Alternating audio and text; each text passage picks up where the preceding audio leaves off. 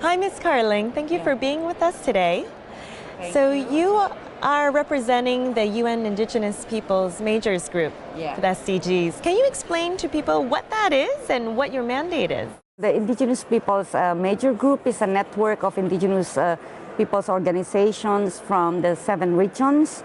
And we are it's a platform of engagement with the SDG processes because Indigenous peoples is one of the recognized major group as a rights holder, and at the same time the SDG calls for leaving no one behind. And Indigenous peoples has been left behind in the MDGs. So this is an opportunity for Indigenous peoples' participation, but also to ensure that our rights are protected and our contributions to sustainable development, including in combating climate change, is also recognized, acknowledged, and enhanced in the SDG processes. So we have the mandate to represent the different voices of Indigenous peoples, particularly those at the grassroots level, and ensuring that those voices are brought into the global debates and discussion, and to show the realities on the ground in relation to Indigenous peoples' development issues. What has that journey been like to get the recognition of the importance of integrating Indigenous peoples into these development processes? Because you said this group is now created, you have a mandate, but it wasn't always like that before. To start with, Indigenous peoples has been engaging in the UN system because we feel that our rights are not recognized at the national level. So it has been decades of negotiations and struggles that we finally have the UN Declaration on the Rights of Indigenous Peoples adopted. And with that, it clearly demonstrates that Indigenous peoples have rights under international law.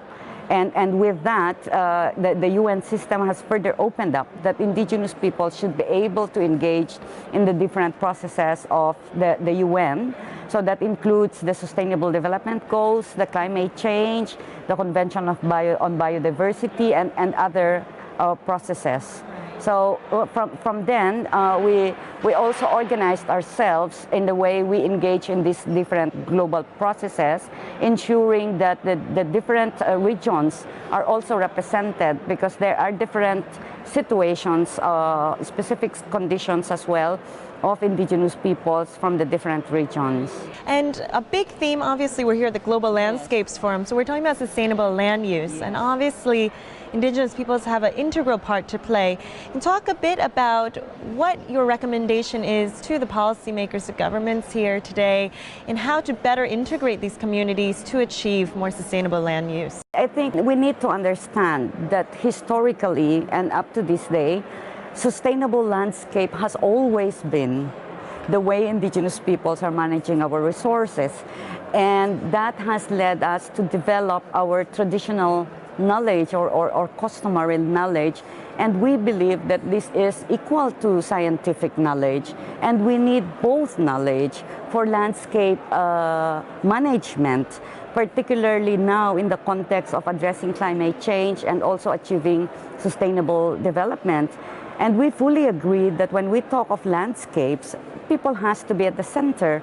And when we're talking of people being at the center, the enabling environment for that is for Indigenous peoples and other marginalized communities using, practicing sustainable landscapes should have their rights recognized, because that should always be the starting point, because otherwise then it's just a token that we can participate, but our views are not taken into account, or we're not part of any decision making in terms of land use management and development. We're fully engaging in this because we feel that there's so much that we can share, but there's also so much that we can learn.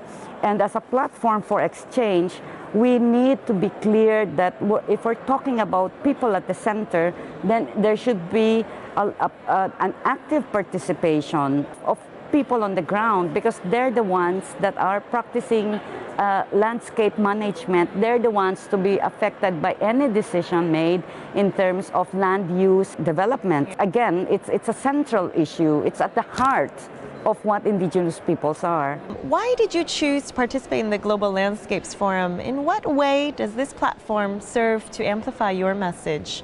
I believe the platform has different contributions and significance for us. One is that it facilitates collaboration between researchers, academic institutions, donors, Indigenous peoples coming together.